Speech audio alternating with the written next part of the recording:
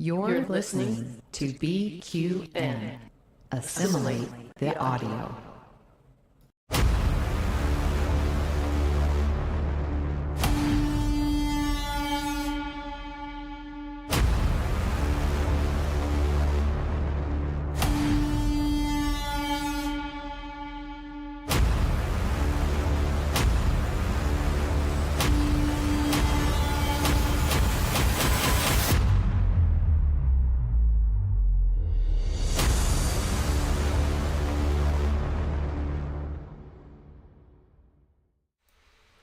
Hey everyone, welcome back to the BQN Hive Mind presents Let's Go San Francisco, the BQN's Starfleet Academy panel and recap show, which is a wonderful perk for our BQN podcast network patrons.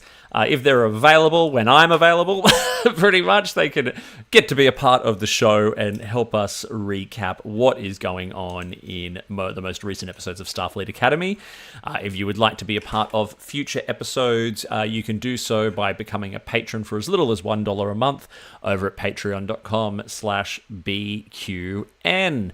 I'm joined today by one of our most loyal and amazing patrons. It is Jim McMahon. Jim, how's it going? It is going fantastic. It's going fantastic. Why is it going so fantastic, Jim? I'm here talking Star Trek. You're here talking Star Trek. We love that. We love that. I mean, what better thing is there to do than to talk Star Trek? What's been going on for you this last week? What's been happening in life? Trying to survive, and pardon me for swearing, trying to survive the shit show that's going on where I live in Minneapolis, in Minneapolis, St. Paul right now. Oh, I'm sorry to hear that's still a challenge. It hasn't kind of eased up or got any better yet, or is it just sort of still the same? It kind of eased up slightly lately, but I think it'll be a while. But I think it'll be a while before it really dies down. Yeah, this is definitely it's going to leave its mark on the city. I'm sure. I'm very sure. But you're staying safe though. You're good. You're well. Yes, the little pocket I live in seems to have mostly survived unscathed so far. Oh, I am very happy to hear that. I'm very happy to hear that, Jim. And to any of our listeners or viewers who are in areas impacted by these awful, awful things that are happening, our hearts go out to you, and we support you, and we are 100% behind you here on the BQN, and all the way from Australia too, sending lots and lots of love. It's been another interesting week for me, Jim. I've got my wedding coming up in 4 weeks' time. I've got 3 weeks left of work before I head off to actually have the wedding. I've got Amy and Kelvin from the BQN coming all the way to Australia. There's just a lot happening. Life is pretty full on. But I am happy to say the ridiculously hot weather has chilled out a little bit. We've gone from 45. That's good to hear. Yeah, we've gone from like 45 degrees Celsius down to about 25 degrees Celsius. So things have definitely improved in that part.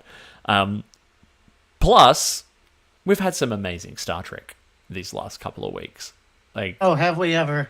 We've had some really amazing Star Trek these last 2 weeks. Starfleet Academy has definitely shown what it is capable of.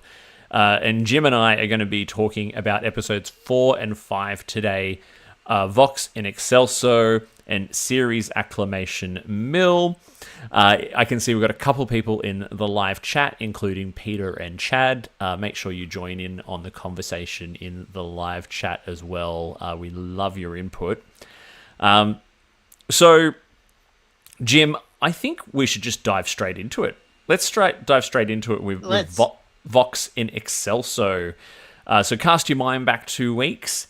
This episode was an emotionally charged episode, with the cadets taking part in Starfleet Academy's first formal debate in generations, the Nora Sati dedicated debate, during which Klingon cadet Jaden Cragg struggled with a fear of public speaking and the cultural pressure of being a Klingon who rejects the warrior path. When news arrives that a Klingon refugee ship has crashed, possibly carrying Jaden's family, the incident forces him to revisit painful memories of his brother's death and his ideological rift with his father.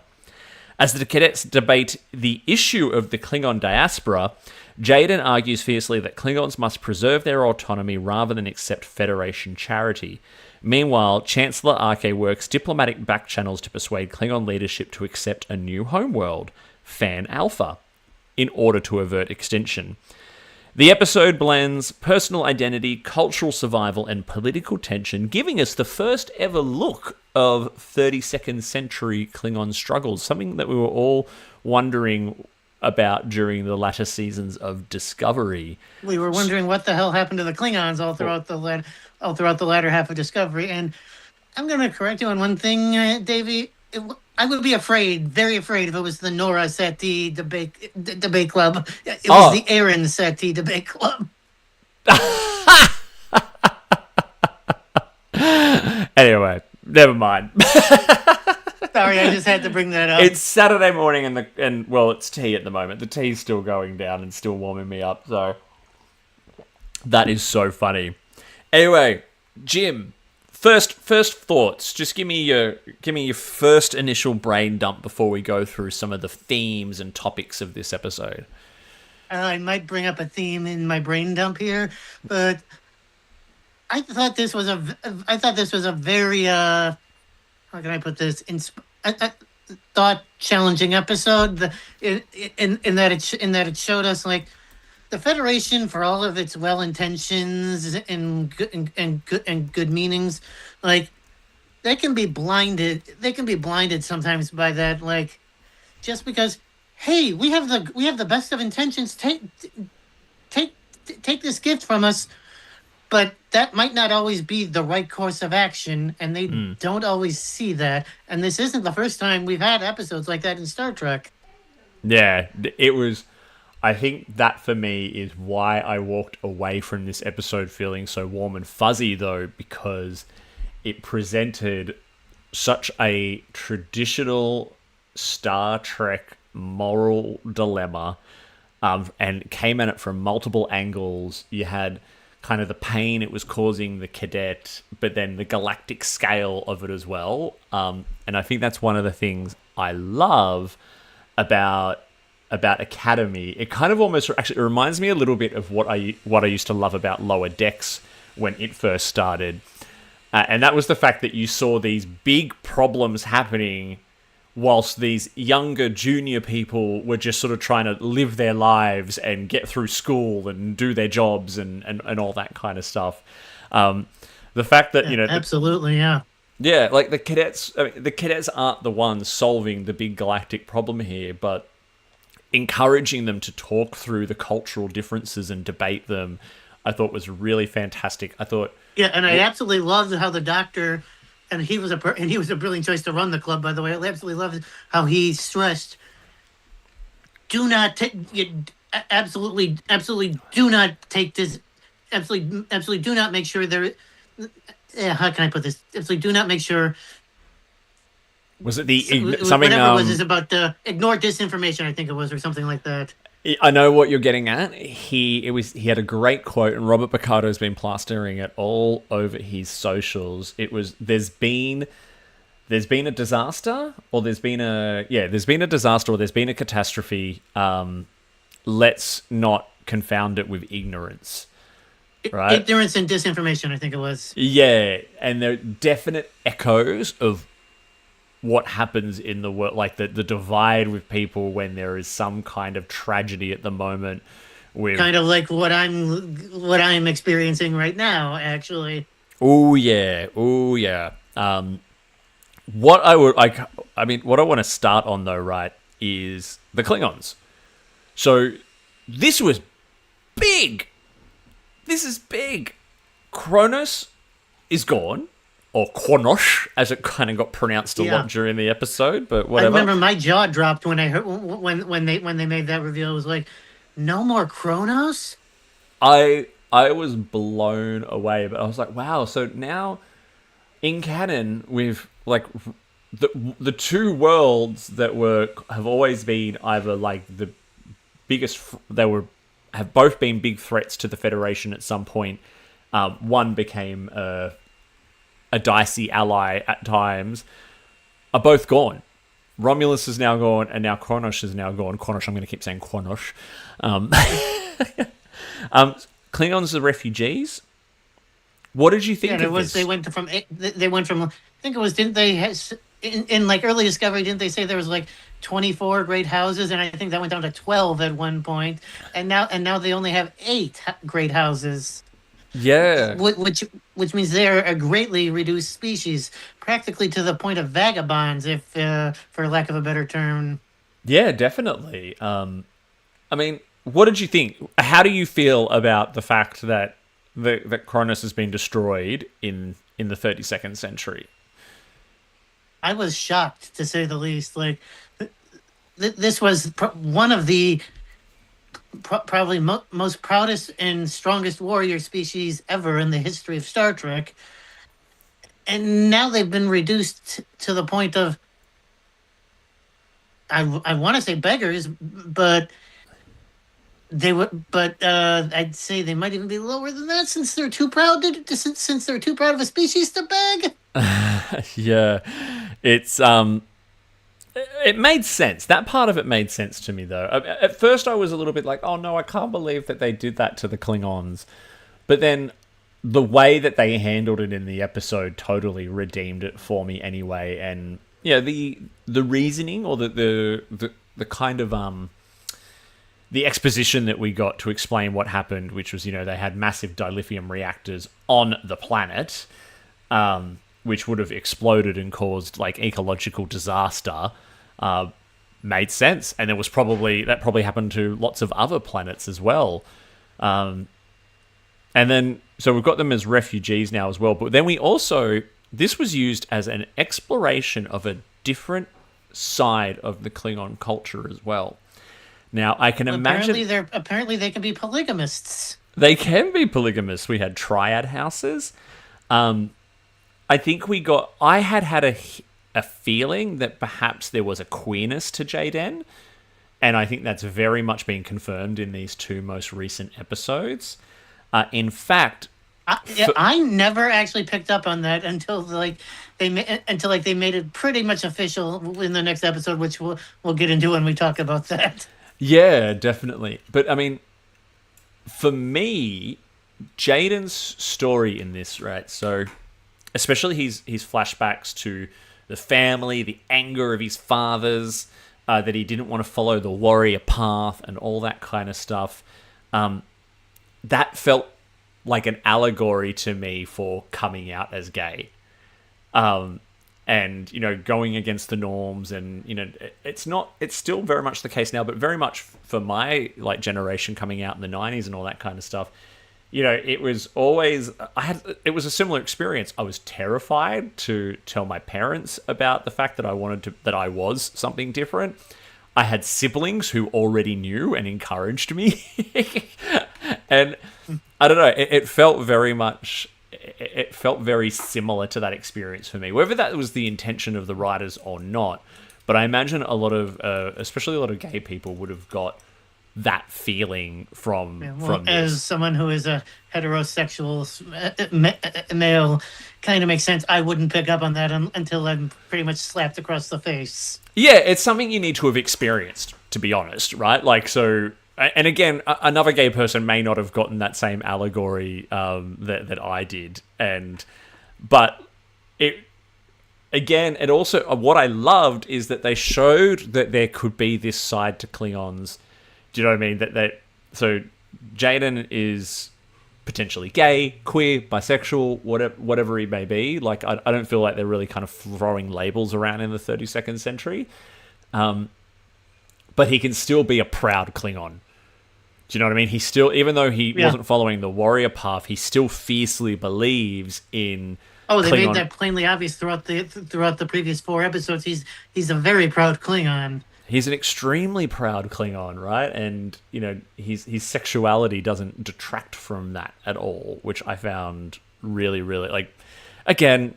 Star Trek, thank you for always being so amazing and telling these stories in a way that is so genuine, and so open.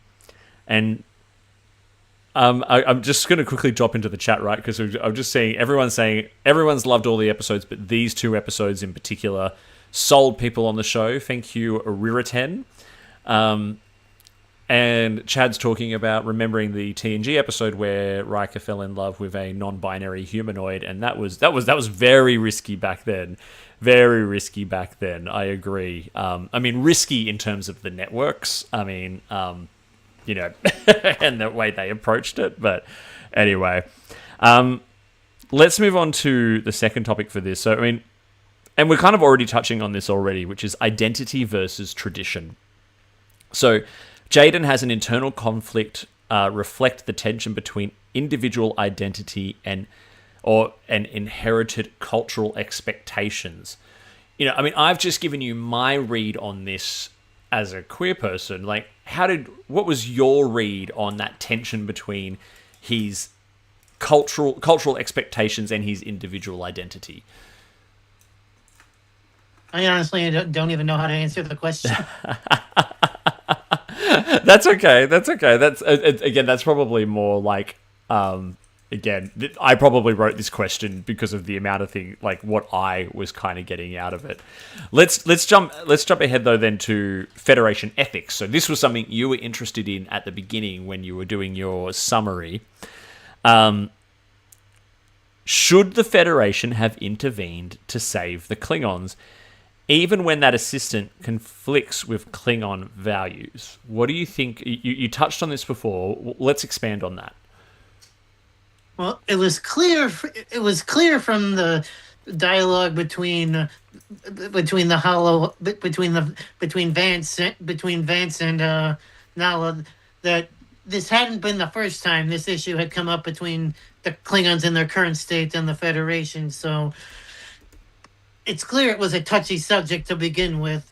But for whatever reason, the Federation,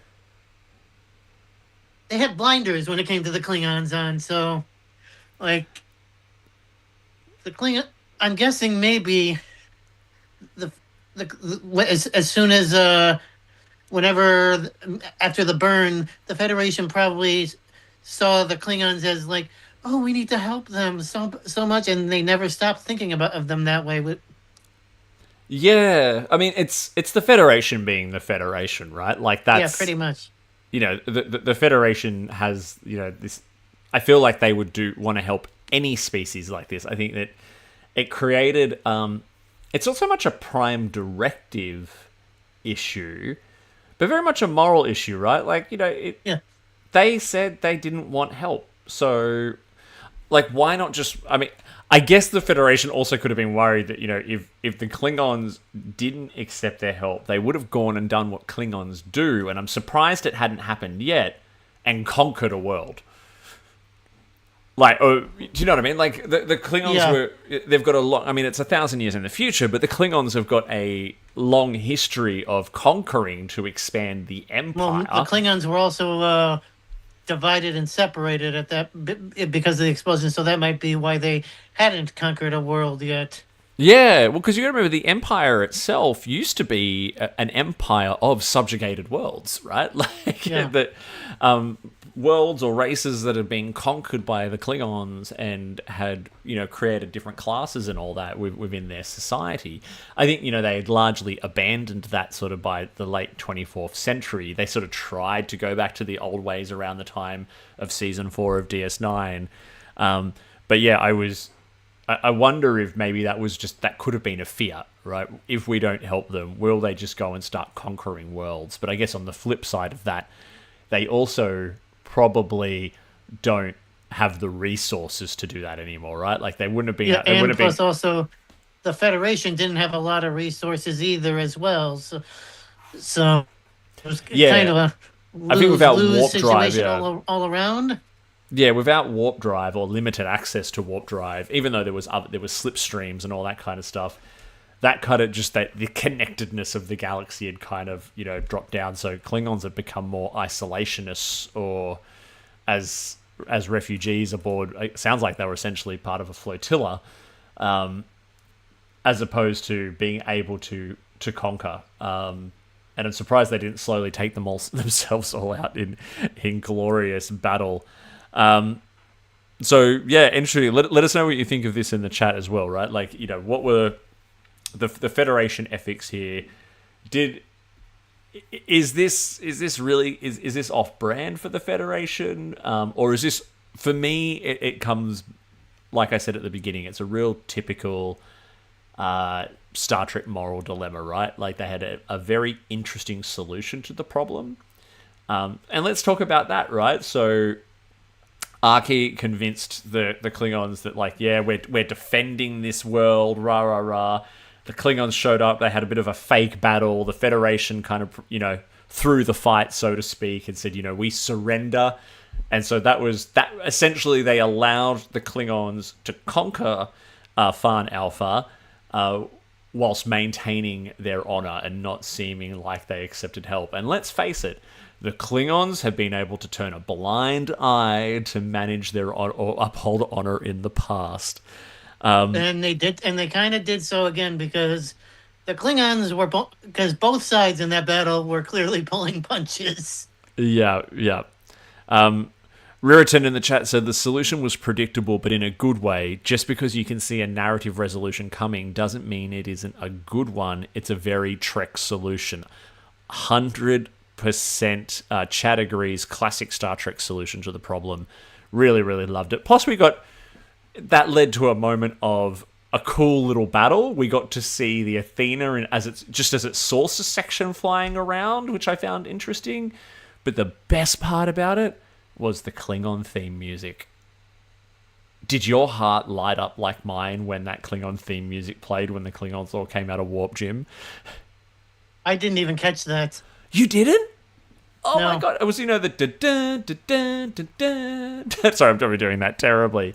The Klingon music you hear in, like, the motion picture where the Klingons. Oh yeah, I know exactly what you're talking about, but I didn't pick up on it in the episode. They played that music during the battle with the Klingons. It was so wow. cool.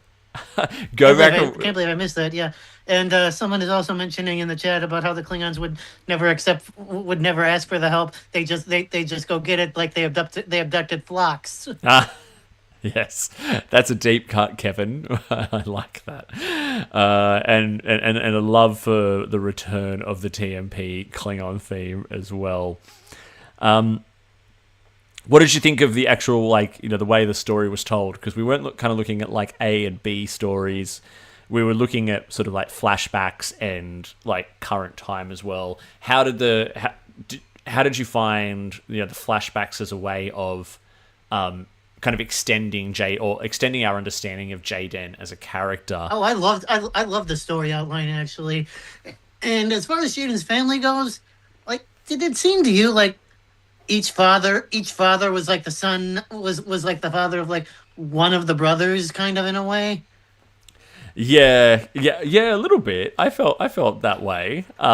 It's I don't think we kind of got too much. We only got to know about one of the fathers, though. Like, the other father really didn't do much. Yeah, I don't think the other father even had a line.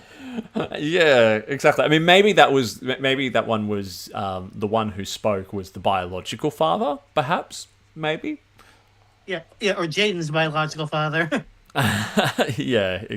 Who knows? Yeah, no, but as for the story structure of the episode, yeah, I liked it. Like, it wove Jaden's internal conflict with the present situation, with how he formed it into the past. If that makes any sense. Yeah, definitely. I think this as well. I mean, it was great that. I think this did what I was hoping the series would do, and that was not just focus on Caleb. Because the first sort of few episodes have been very, very Caleb-centric, and I was very worried. And while Caleb was a somewhat strong presence in this episode, he wasn't the focus of the episode. Yeah, I mean, look, Caleb's arc is, I think, very central to this season, don't get me wrong. But, I mean, this episode and the one that followed, I mean, there's a bit... We're always getting a little bit extra of what's going on with Caleb. But, you know, it was nice to sort of see... Because I feel like Discovery never really did these, you know, wonderful spotlight episodes on its actually quite wonderful cast. But... Oh, have you noticed, like, with each episode, with like whoever is the focus of the episode, with like the opening CBS card, you can tell who the focus of the episode is because they changed the graphics. Like at the start of this episode, the opening CBS card I think had Klingon lettering on it. Yeah, it did. It kind of morphed into it too, which was cool. But yeah, and that's again, this is why I think these last two episodes have really won people over, because we're used to that in that's the Trek we know and love. We love that we get, you know, we love our, you know, our Harry Kim episodes and our Dr. Crusher episodes and our Quark episodes, you know what I mean? So being able to so early on get a J-Den episodes and then a Sam episode, with, you know, with the arcs going on in the background as well. I think I said this last time. This is striking the balance between standalone and continuous storytelling that I don't think Strange New Worlds always gets quite right. The balance feels or at least the current version of Strange New Worlds. The first season or two of Strange New Worlds got it perfect. Strange New Worlds, as it is right now, has kind of lost the focus. Yeah, and you know, season 4, I have hopes that, you know, we'll have a return to form. Let's talk about the main kind of one of the main storytelling or plot devices in this episode, which was the debate as diplomacy. I loved the debate scenes. Yeah, Ruritan has just said, you know, I like that Caleb was unexpectedly talented at debate because he's good at memorizing technical details and laws. And it's a form of combat, I believe he said, too. Yeah, exactly. So, debate as diplomacy, you know, how did you feel about the use of the debate club storyline and how... the montage scene at the when they're first practicing the debate was hilarious. Yeah. When they go through, like, each cadet, when the doctor goes through, like, all the cadets to see who can win, and he's just astounded beyond belief that it's Caleb. And, of course, the Sam scene where it's like she gets up and starts to start her thing, and she just goes... Caleb, and then the doctor doesn't even give her the chance. He's like, out. She's so cute. And then, of course, I love that little plot device with her where she would go on to win her debate eventually later in the episode. It was a good way to allow the moral dilemma of the episode to be explored, where normally it's in a you know, a starship based Star Trek episode where we're on the bridge, you know, it's Picard having an epic Shakespearean monologue about the moral dilemma, and it's acted amazingly, and it's all happening in real time. These are cadets. Cadets are not the ones responsible for solving the moral dilemma, but using that debate as a vehicle to allow the cadets to be able to have a discourse and have a voice on what is happening and what their government is doing. I thought that was brilliant writing. Like, same. Really, really good. I think not all the debate scenes landed for me. I thought some of them were a little on the cheesy side, but I think that was a bit intentional. Some of them were also kind of like the requisite scene for some actors to get like their paycheck for the week, basically. Yeah, we had an interesting comment in the chat that I see what you're saying here, Ruritan. Only problem with the debates, and this is minor, is that it felt like it wasn't willing to give it the time it needed to let a real back and forth linger. Instead, it focused a lot on montages. I agree. I think outside of maybe like the one or two big discourses between Jaden and Caleb, where, you know, the tension kind of built and then overflowed really, really quickly, you know, it was all very like quick and fast. But it largely worked. The only other focus in during the debate scenes, I think, was like Lura Thak and Nala in the audience, and I loved in that little sequence, like, Nalo is fighting hard not to look either hungover or drunk, whichever one the audience wants to think it is. Yeah, I agree. And what did you think of Jaden's fear of public speaking? A Klingon warrior who has a panic attack. I thought that was a brilliant addition to how Jaden is. You're not your typical Klingon. Like most Klingons would have, I would assume, would have no problem speaking publicly, since almost every Klingon we've seen likes to be storytellers, but yeah, Jaden apparently doesn't want or like even physically doing any of that. Yeah, and I felt the way that was portrayed on an actual very physical and personal level. I used to have a debilitating fear of public speaking. Same.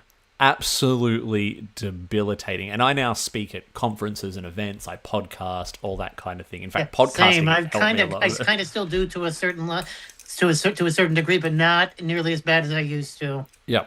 The way he like the panic attack, I've had that panic attack before.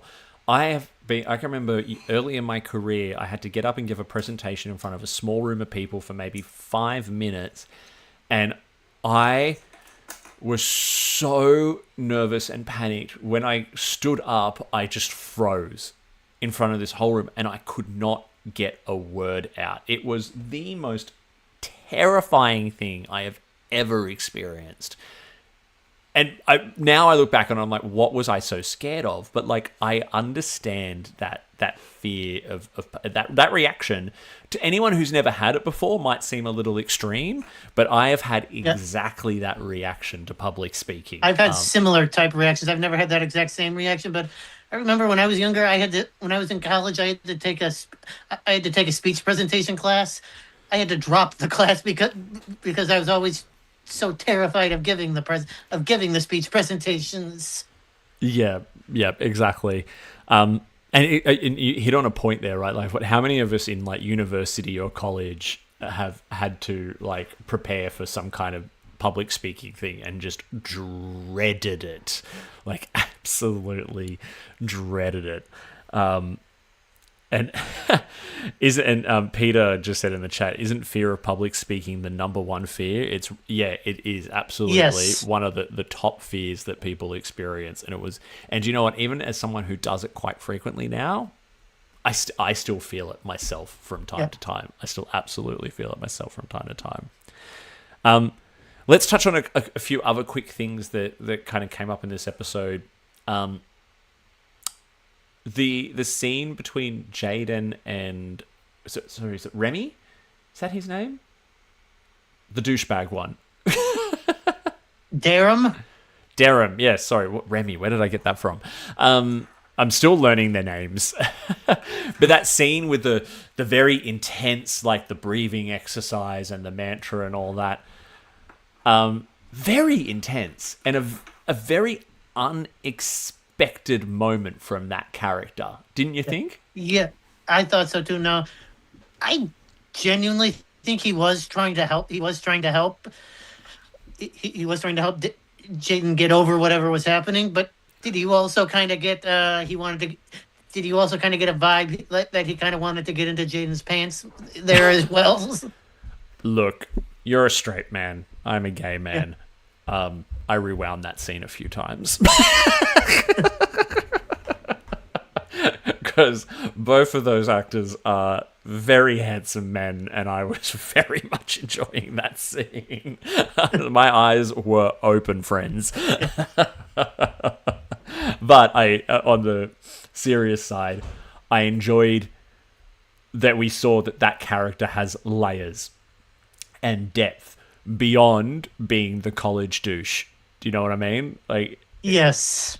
And that again is where everyone is saying Starfleet Academy's real strength is in its characters, because we're learning. So some of the sci-fi stuff is a little kind of like, oh, maybe it'd be cool with some more like high concept sci-fi, but the character developed. Like, don't get me wrong, I love the Strange New Worlds cast. I loved the Discovery cast. I was okay with the season 1 and 2 Picard cast.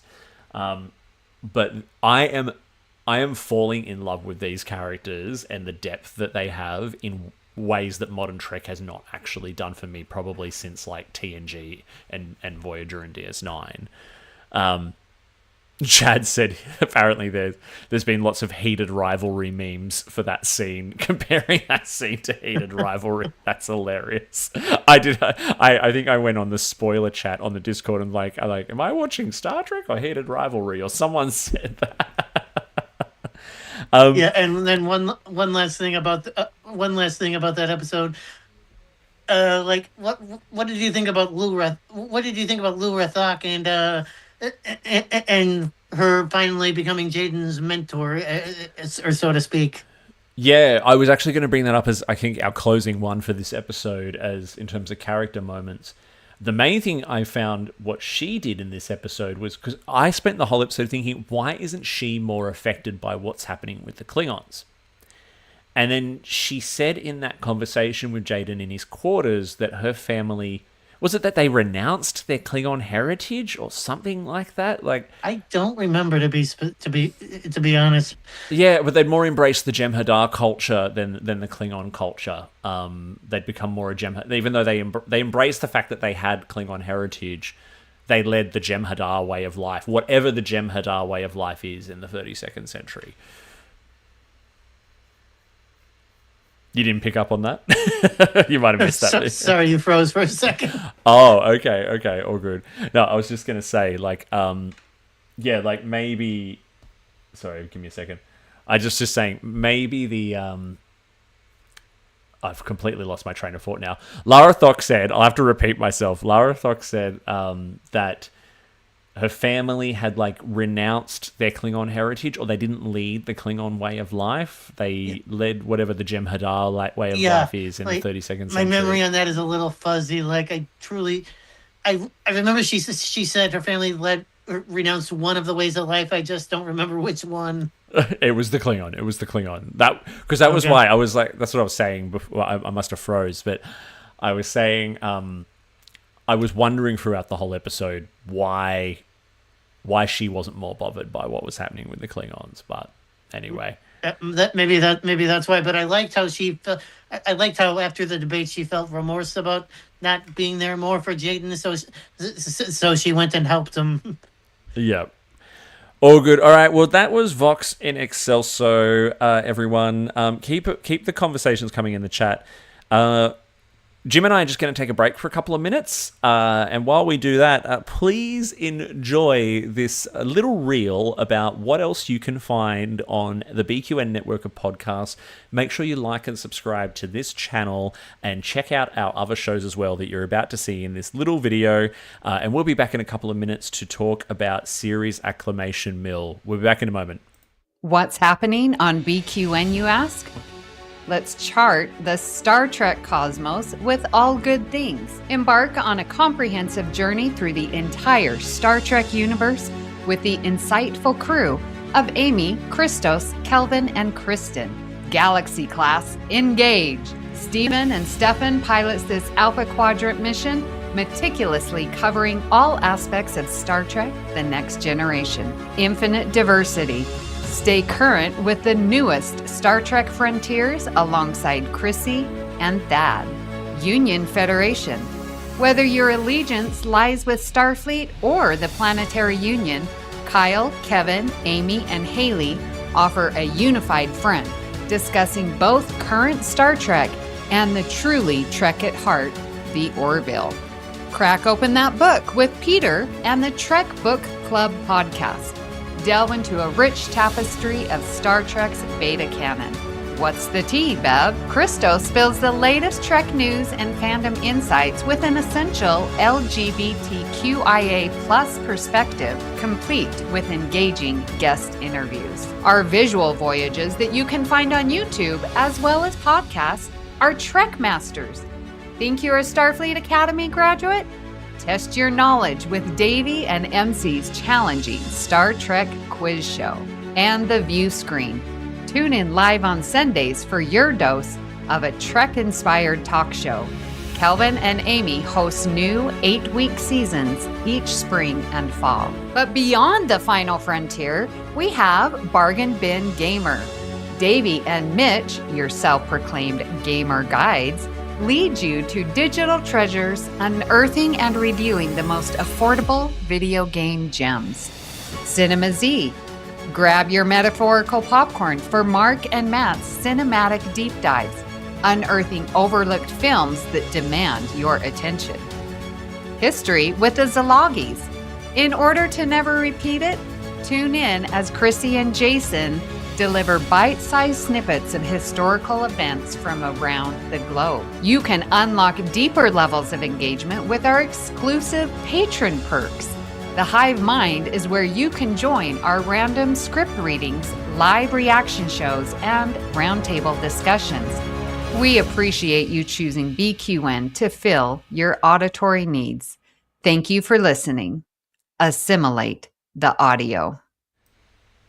Hey, we are back. I hope you enjoyed that little insight into what else you can find on the BQN Podcast Network. Please go and check those shows out. Lots of them you can find in podcast form across all of the normal podcast apps, and a lot of them are also in podcast form here on the BQN YouTube page as well. We love the likes, we love the subscribes, we love the 5-star reviews. We love our little BQN community, and it's still growing, and all the love and positivity that you give to your favorite shows just keeps us going. Anyway, Jim and I are now back to talk about what is probably my personal favorite episode of Star Trek in years. There, I said it. One of my, not just my favorite of Starfleet Academy, one of my favorite Star Trek episodes in a very, very long time. Very high praise, Davey. I'm sorry, I've not walked away from a start or like had credits roll and felt so emotional about a Star Trek episode probably since they walked onto the bridge of the Enterprise D in the final season of Picard. Like, I was that moved by it. So this is episode 5, series acclamation mill. Give us your thoughts in the chat, but let's do a quick synopsis here. This episode shifts perspective entirely, centering on Sam, or series acclamation mill, the Academy's first holographic cadet, who narrates the whole hour with a very energetic, fourth wall tinged style. In fact, it felt like a social media TikTok kind of energy to me. She's been charged with evaluating whether her isolated photonic species, the Kaskians, can safely interact with organics. And she's tasked with enrolling in the Confronting the Unexplainable course. But she can only get into the course if she can, solve the mystery of Captain Benjamin Sisko's fate. The story becomes a love letter to Deep Space Nine and to Sisko as Sam encounters Bajoran's spirituality, digs through Sisko lore, and even accesses a holographic recording of Jake Sisko. While she struggles to understand organic emotional complexity, from a romantic tension among her classmates to the chaos of human social norms, Sam ultimately learns the importance of choice, identity, and purpose. The episode blends humor, heart, and layered canon references while exploring what it means to carry a mission yet forge one own's path. Jim, lay it on me. Give me your thoughts on series, your first kind of just your brain dump of series acclamation mill. This wasn't my favorite. This was my favorite episode of the season to date, but I'm not going to go so far as to say it isn't one of my favorite in years. Okay, that's all right. I did personal enjoy identity is what we're talking. I will say that flat out, and I think you might remember from the last time we recorded one of these. Like I believe I said Sam was my least favorite character or something similar. I do remember you saying that. Yes, it was. After watching this episode 5, Sam still. But oh Lord, did I gain so much more respect for her than I ever had before.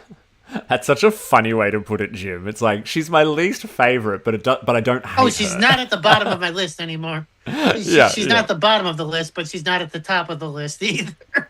Fair enough. Fair enough.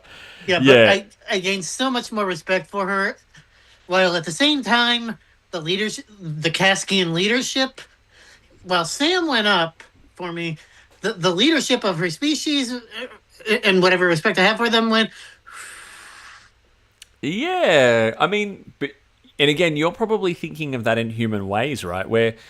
Where this is a species that we learned in this episode was, I mean, they're photonic beings that were created by organics and subjugated into slavery, essentially, and then... Which is a very good point. Yeah, we don't know which species created them, though, which is interesting. So this is, they're not organics, they're not human. They've been isolated from the rest of the galaxy for a very, very long time. And those are very good points. But like, just little additional factors. I loved the DS9. I loved the ode to DS9, essentially. Like when I figured out Tawny was the instructor, I was like, holy crap. And when I saw Sirach returning, the same thing. But the one that really got me, like, are you effing kidding me? Like when you hear Avery's voice at the end of the episode. Ah, yeah, incredible. There was so much going on in this episode, and I feel like it executed all of it almost perfectly. Almost, it's as close to a very perfect episode in terms of execution and storytelling as Star Trek gets at times. And they even managed to throw in some character growth outside of the storyline, because finally they stopped doing the will they won't they dancing around the thing with Tarima and Caleb, and they finally just had them start making out. Yeah, making out essentially. Kevin said, the more this episode sits with me, the more some elements get to me. The doodles and glitter vomit didn't work for me. Yes. Oh, yeah, I Kevin... loved that. I thought that was hilarious. Yeah. Do you know what, Kevin? I think those are the... I said in our previous recap that there's humor in it that I love, and then there's juvenile humor in it, which is for our young adult teenage audience. And that's what that is, right? I feel like, I can let that be, because as long as the whole thing is not that juvenile humor, I'm okay. Like it. And I love the throwing up glitter, because it kind of shows it's a broad universe. Cause for all we know, the biology of a Kai whatever in there could be a very good reason why he vomits up glitter. I know. It was a bit silly. It was silly. I've heard some people saying that this episode felt similar in a way to Data's Day. Oh, I haven't heard that. That's a good analogy, actually. Yeah, do you think do you kind of see her struggle to understand organics? That's kind of echoing his journey as well in that episode, where he's talking about his own misunderstandings of organics in his letters to Dr. Maddox. Oh, yeah, very much so. Although, very much so. Although I like the added feature with Sam, where in Data's Day it's just one long single narrative. While with Sam, the narratives are layered and overlap. Yeah, and they told the story in a very different way, right? So, Starfleet Academy, similar to some of the recent seasons of Strange New Worlds, is playing a lot with form and tone. At first, because it was almost this sort of semi-documentary style, I was kind of thinking, "Oh God, is this not what is Starfleet again?" But there was on-screen graphics, direct-to-camera narration, shifts of influence with the audience connection, almost, like I said, almost social media-like in a way. How did you feel about that, the form and the tone of the episode and the way they chose to tell Sam's story? Oh, you mean the opening graphics? Is that what you said? Yeah, there was always the graphics, always turning and talking to the camera, the little monologue moments, funny little doodles happening all over the screen. Yeah, like the doodles at the beginning in the CBS intro. I thought that was fantastic. Like it shows you it's going to be a Sam episode, and it's obvious from the get go with that. Like, and it was brilliant. And I think Carice knocked it out of the park with the talking to the fourth camera. I mean, she's very charming as a character and as an actor, right? I mean, and talking to the camera, I'm not an actor, so I don't know for sure. That probably can't be easy for any actor, especially someone as young as she is. Breaking the fourth wall in a show like Star Trek is always really, really risky, and it can come off, if it's not handled right, it can come off like it can take you out of the story. I remember there's that episode of DS9 where Worf is on trial, and there's a lot of people breaking the fourth wall when they're giving their evidence. I mean, it kind of worked in that context, but I remember that episode, every time they broke the fourth wall, I'm like, ugh, this just doesn't feel right. At least because we were kind of experiencing this all inside of Sam's head, it made a little bit more, it just made a little bit more sense to me. And I found that the experimentation with form and tone is actually, it's not, like I said, it's not perfect in Starfleet Academy, but I think they're doing a little bit better than some of the experimentations they've done in the most recent season of Strange New Worlds. What did you think? I'm sorry to keep coming back to that. But like, no, that's fine. What did you think of the way that the Caskians communicate with Sam like in her head, essentially?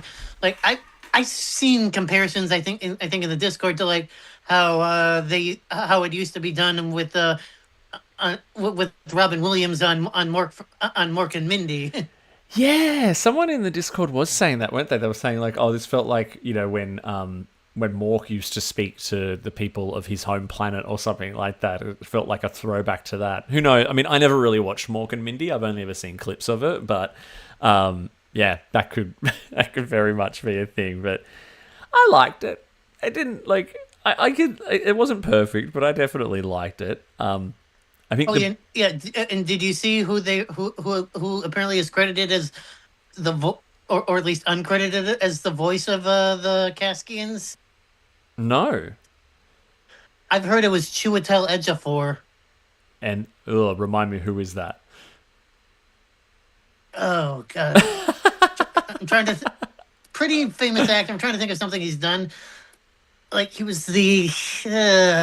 If you know in the chat, let us know. Yeah, please, because I can't come up with. I've seen all sorts of crap he's done. I just can't think of something off the top of my head. All good, Jim. All good. Let's flip to, I think, what was one of the main draw cards of this episode, right from the time we saw the trailers, and that is solving the Sisko mystery. Now, how did you feel about revisiting the unresolved fate of Benjamin Sisko? Did it feel satisfying, given that it was left unresolved? I actually liked that they left it unresolved. Now, maybe that was partly because obviously they couldn't get Avery back, but still, why would you? What? Still, you don't always need to resolve everything. So, I thought that was perfect. Like, Hollywood tends to have a flaw in its storytelling where, like, if something is unresolved, solve it. But no, like, you can have a satisfactory ending to something without always solving it.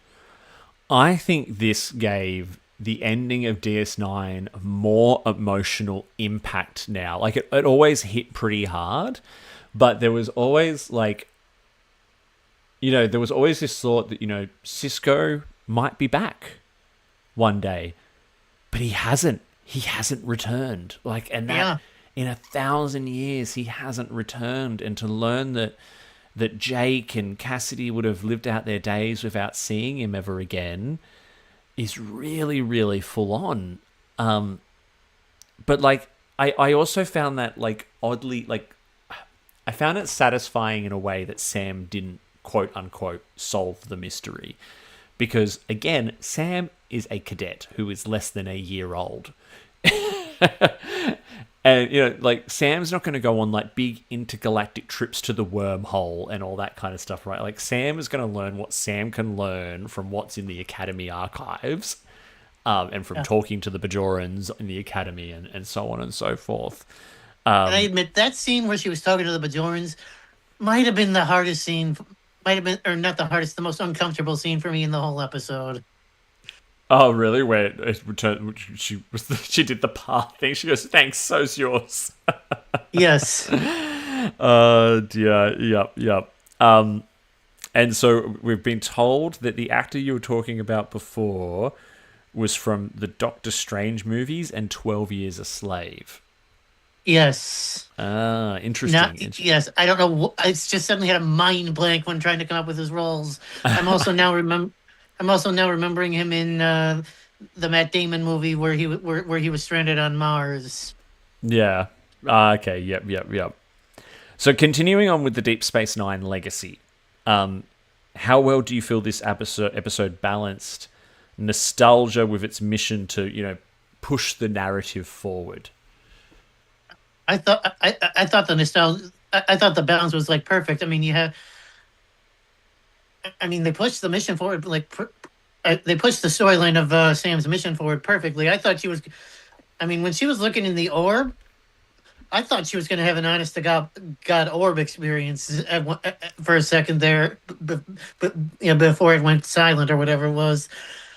While at the same time, I mean, you had the orb, Dax for crying out loud. Yes. Tawny. Yeah, you had Tawny there, which was really, really cool. Yeah, of course, also Serac. I mean, he was probably the next best thing to Avery for being in the episode. Yeah. I must admit, and I've heard this from a few people, when Serac appeared on screen, I teared up, everyone. I absolutely teared up. And I teared up multiple times as things continued. I think that it struck a really good balance because there's nostalgia and there's fan service, but this didn't feel like a slap in the face of fan service and nostalgia. It felt like a big warm hug of DS9 nostalgia and fan service.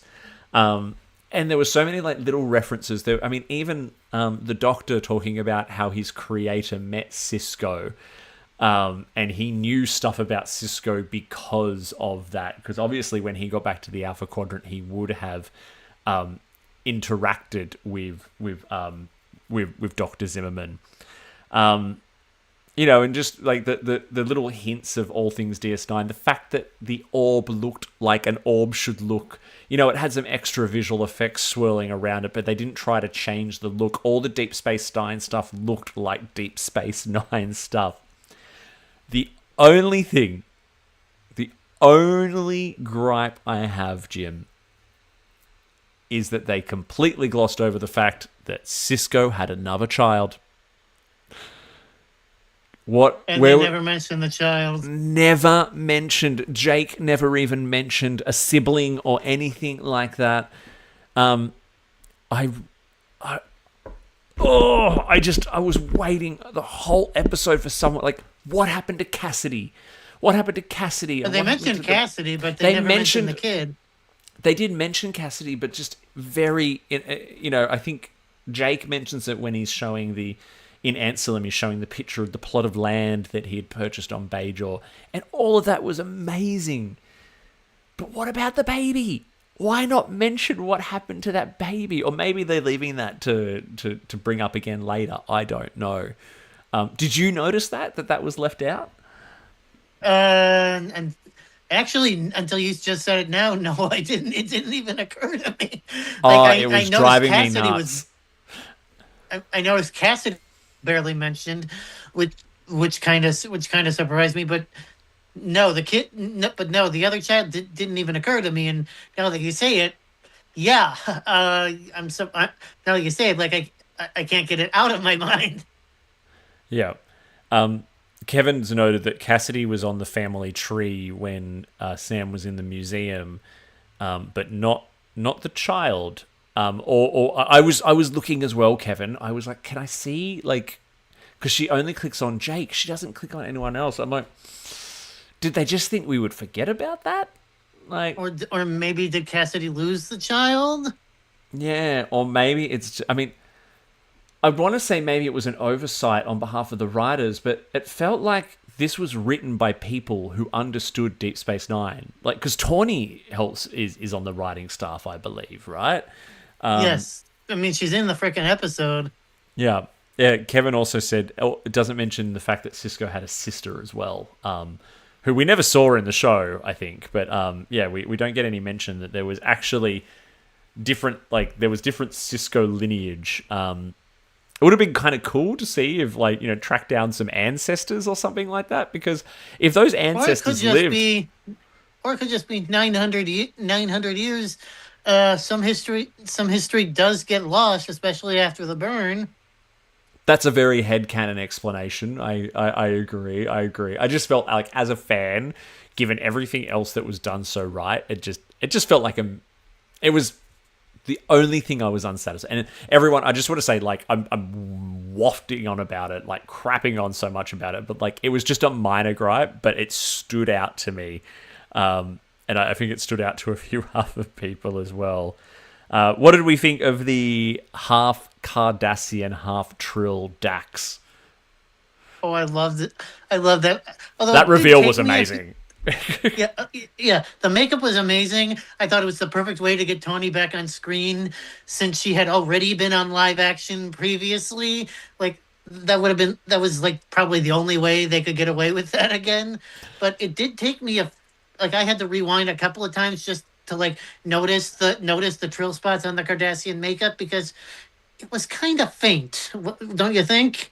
Yeah, which, I mean, it was hidden behind the hair and all that kind of stuff, right? Which was intentional, right? I think it was very intentional. But when they did expose it, like, unless you have real damn good eyesight, it was kind of hard to see unless you were looking for it. Yeah, I agree, but I think it was done. That was maybe done intentionally. Yeah, but still, and I've heard people I've heard people, I think, like on the Strange New Pod, like gripe and talk about this a little. It was established that like the symbionts don't go much beyond 800 or 900 years old, but Dax is 1200. Yeah, fair enough. Yeah, and it's I guess, you know, we have to kind of just suspend disbelief a little bit and think that maybe some things have changed. I had a friend who say, "Oh, don't they mention that Dax was no longer around in Discovery?" But I'm like, I don't remember that reference. But I was totally here for it, right? I'm willing to believe that that some symbiotes can... So you go. Sorry, I was just going to say, like, I commented on the Strange New Pod review of this, like, maybe Dax just inherited Curzon's curmudgeonly stubbornness. Yeah, possibly. And perhaps the interbreeding has helped the symbiotes, who knows? Because that's one thing we're learning in the 32nd century, is there is a lot more interspecies breeding going on. We've seen, in Discovery, we've seen a Cardassian and a Bajoran, we've seen a Jem'Hadar and a Klingon, we've also had a Tellarite and a Klingon now, and now we had Trill. A Cardassian and a human on pretty much running the Federation at one point. Yeah, so you know, there's been a lot going on, and maybe some of that was out of necessity with people stranded in different parts of the galaxy after the burn and what have you. What did we think of just that final moment? Avery's voice, which I've now learned is from a spoken word album that Avery gave them permission to use. I think I heard that too. I heard that like Serac secured his permission for the producers to use that. Like, that was my what the fuck moment. Sorry for swearing. That's okay. Yeah, when his voice came on though, I was like, oh God, he's got a beautiful voice. And then that For Avery came up and the Deep Space Nine theme song, I was like, all right, I can die happy. Yeah, as soon as I heard Avery's voice, I was on Google instantly checking this. I was on Google and IMDb instantly checking to see if they had actually gotten him back to record new original dialogue. So good, so good. Anyway, we could probably go on about this for quite some time. We could go on for hours. We could go on for hours, but Jim and I are on And the I'll just clock say one today. last thing about the Avery thing. I mean, given that they got the second most reclusive person in Star Trek history, Jolene, to come back for Lower Decks, it wasn't out of the realm of possibility for fans to think, hey, maybe Avery could come back for Starfleet Academy. Yeah, we can always hope. But I think this gives us that wonderful air of mystery about the character and the actor, because he doesn't live in the public eye anymore. Doesn't like it. So, I think the only Star Trek person who even has contact with him is Sirach. Yeah, I've listened to the Delta Flyers a lot, and Terry Farrell often will get a little sad about how much she misses Avery. Like, she's like, she'll talk about what he was like on set. She was like, I miss him so much. Like, it's quite sad, really, because it sounds like he was well loved by the cast. So that's our Deep Space Nine thing. Before we wrap up, let's touch on some of the other stuff from the episode. The B plot with the stuff going on between Archie and the guy from the War College, and helping him with preparing for a diplomatic dinner. I thought it was okay. It was a little bit of humor. It was a bit meh, but I think it served its purpose in sort of breaking up that main storyline. Did the anything about the B plot stand out for you? No, beyond Tig being Tig, not really. I mean, that bird, animal, whatever it is, I mean, it looked fake to me. I thought it was a moopsie at first. That's when it first showed up. I was like, oh my God, it's a moopsie. But I didn't think it was a moopsie. Oh dear. Yeah, I agree. Tig was really, really good in those scenes, but it wasn't bad, the B plot. It was just largely forgettable in the grand scheme of what else was happening in the episode. And plus I thought the whole nightclub thing was a kind of a minor C plot with like Tarima and Tarima and Caleb and the War College people. Yeah, it largely existed to get Caleb and Tarima making out, but it was funny. It was amusing, and to minorly extend Sam's A storyline. Like, yeah. I mean, let's applaud the fact that there was a person in drag running a nightclub in San Francisco in the 32nd century. Do you know who that drag queen is? Jackie something. I don't really follow that community all that well. That's okay. It was Jackie Cox. Jackie Cox is often SCLV, does Star Trek drag, and has been on RuPaul's Drag Race before. So I was very, very excited to see Jackie Cox. Because straight away I was like, oh my God, that's Jackie Cox. That's amazing.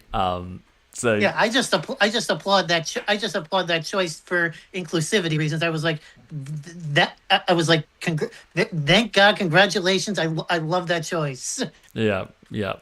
We also had an interesting moment from the Doctor as well, when they recover everyone from their bar fight, and the Doctor kind of is a little short with Sam, and he got very parental, wouldn't you say? Yeah, I think I saw Kevin saying something about this in the chat before, which was something along the Doctor talking about losing people, something going on there. I agree, Kevin. It was very subtle. It was a blink and you'll miss it kind of moment, but that was this real. The Doctor has lived for like 900 years. Yes. And he's probably had so many amazing relationships, including his original one with his Voyager family, that have just all come and gone.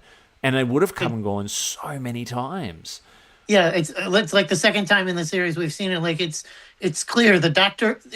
Although the Doctor is very right. You do get over loss just like through time and moving on. It's clear like he's hurting from losing some of the best friends he's ever had through the Voyager and the Protostar cruise.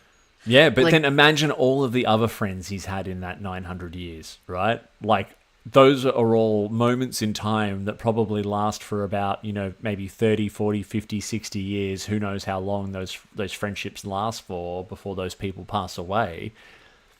He's been through generations and generations of friends and acquaintances and chosen family.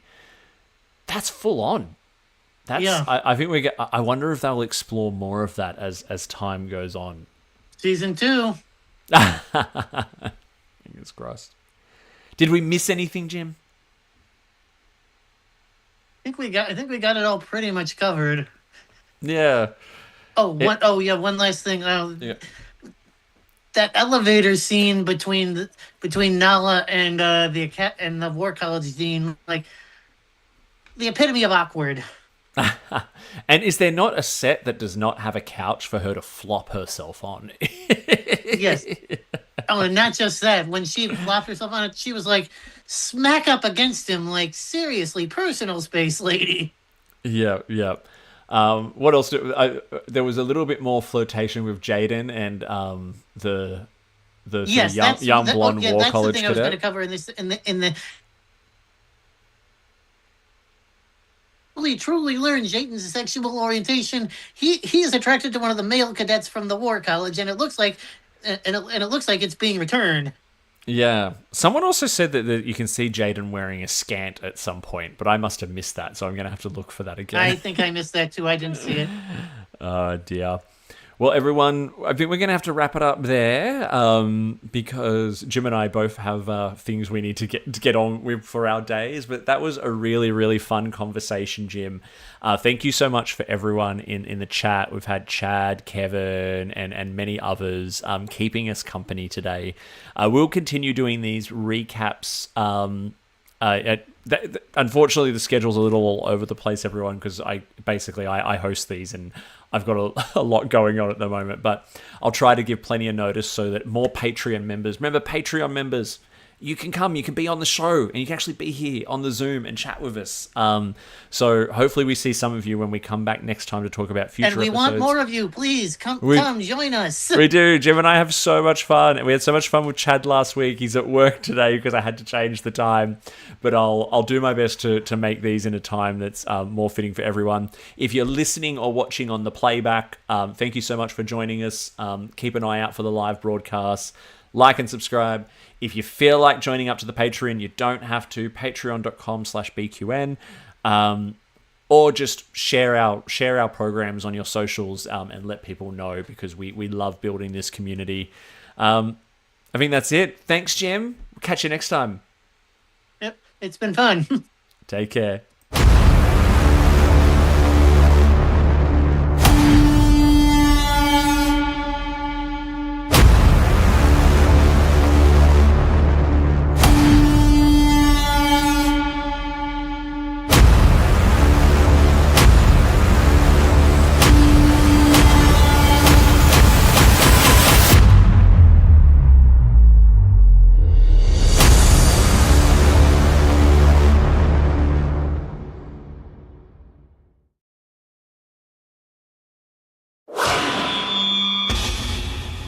Double T Media.